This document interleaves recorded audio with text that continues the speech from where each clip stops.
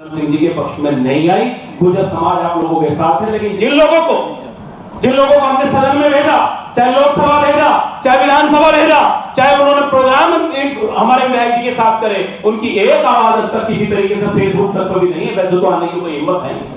और जहां तक मैं कहना चाहता हूँ, सब चीजें कह दी आदरणीय अरविंद सिंह जी ने, राम तोमर जी ने, हमारे वीरेंद्र सिंह जी, सब लोग यहाँ बैठे।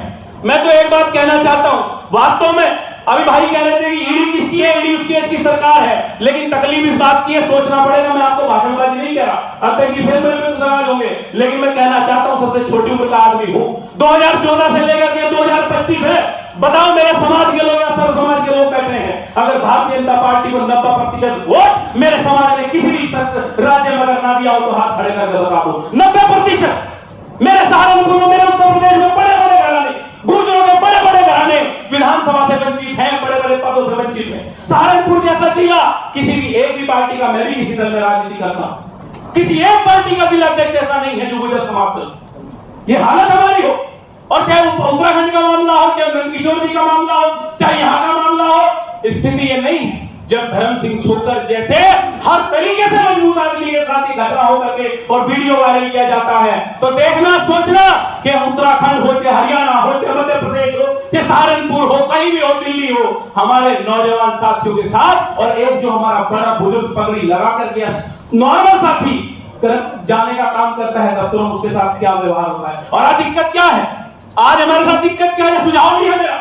हमारे साथ दिक्कत परेशानी क्या है? हमारे जब कभी दिक्कत परेशानी होती थी तो लखनऊ में हमारा कोई ना कोई बैठा था, चाहे बाबू नारायण सिंह जी हो, चाहे बाबू हुकम सिंह जी हो, चाहे राम सरकार जी हो, चौधरी यशपाल सिंह जी हो, दिल्ली में हमारे राजेश जी बैठे थे। आज ये बताओ, किसी भी प्रदेश का अगर एक भी आदमी हमारा ऐसा हो कि हम जाकर के अपना दुख रावा जाकर के रोक सके, कोई एक आदमी हो तो बताओ।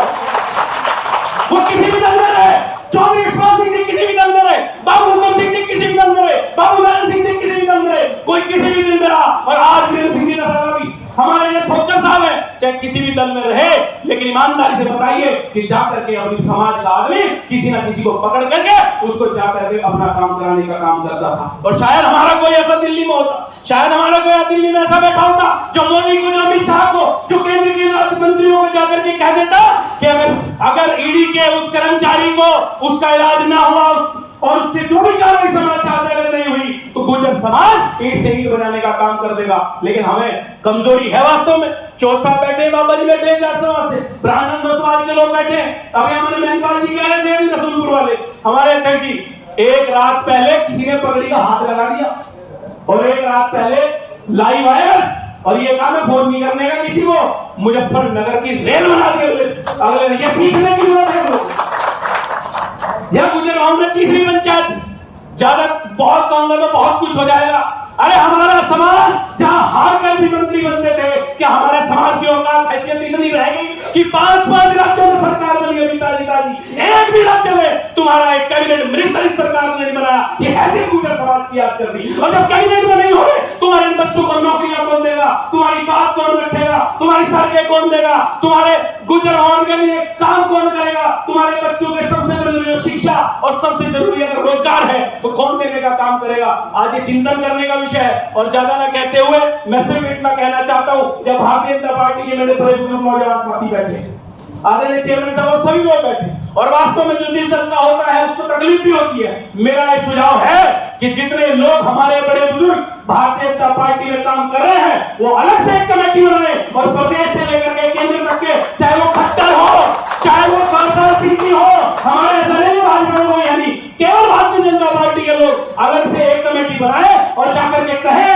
कि या तो हमारा मान सम्मान रख लो, नहीं तो हम गुजर भवन में जाकर के बड़े बुजुर्गों को क्या मुंह दिखाएंगे। ये मैं निवेदन आप लोगों से करना चाहता हूं। और उसके अलावा, क्योंकि यहाँ हमारे सोनू भाई ने 3 तलवार की बात करी है, लेकिन मैं तो यही कहना चाहता हूं कि किसी एक आदमी का मामला नहीं है, अब ये सब हल्का के लोगों का भी मामला नहीं है, अब तो ये पूरे देश के गुजरों का मामला है। तो निवेदन हाथ जोड़ करके इतना है कि कई मामलों में गड़बड़ हुई है। जो भी भले ही 10 दिन लगे, 15 दिन लगे, महीना लगे, अगर कोई बड़ी रैली करोगे तो 1-2 लाख से आदमी कम ना हो। मैं तो निवेदन इतना करना चाहता हूँ, ये न करना कि थोड़ा बहुत लगे कि हाँ वाकई में गुजर चल चल करके गुजरों ने इतिहास रचने का काम किया। उसका संदेश केवल हरियाणा में नहीं, आसपास के पूरे प्रदेशों में जाए। और जो सरकार गुजरों को ऐसी ही सोच रही है कि ये कुछ है नहीं, कम से कम उनको पता लगे कि गुजर कोई है। और आज जो लोग, हम तो फेसबुक व्हाट्सएप पे देखते हैं अपने सहारनपुर में, बहुत से लोग छोकर साहब के खिलाफ भी बोलने का काम कर रहे हैं। मैं तो केवल नवाब देवबंदी साहब की 4 महीने है वो कहकर के अपनी बात को खत्म करना चाहता हूं कि जलते घर को देखने वाले फूस का छप्पर आपका है, जलते घर को देखने वाले फूस का छप्पर आपका है। आग के आगे तेज हवा है, आगे मुकद्दर आपका है। और उसके कदम पे मैं भी चुपता, मेरा नंबर आया है, मेरे कदम पे आप भी चुप है, आगे नंबर आपका है। बहुत बहुत धन्यवाद। बहुत राष्ट्रीय महासचिव सरोज भाटी जी, संजय गुजर जी, हमारे बीच पर जुड़ने का भी बहुत बहुत स्वागत, अभिनंदन है। जोरदार तालियों से सोनू गुजर जी का।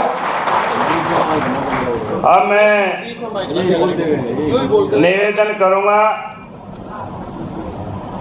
अभी हमारे बीच में भाई सोनू गुर्जर जी, उनके साथ सभी समाज के सभी पदाधिकारीगण, नहीं सोगी आदरणीय अध्यक्ष जी, आपके नेतृत्व के अंदर ये हरियाणा ही नहीं, हिंदुस्तान का पूरा समाज उस सीधी अधिकारी का पीछा करेगा, चाहे वो कहीं भी नौकरी करेगा।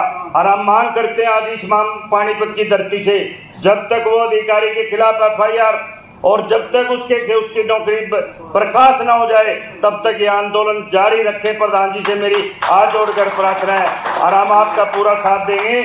हम हमारे बीच में हमारे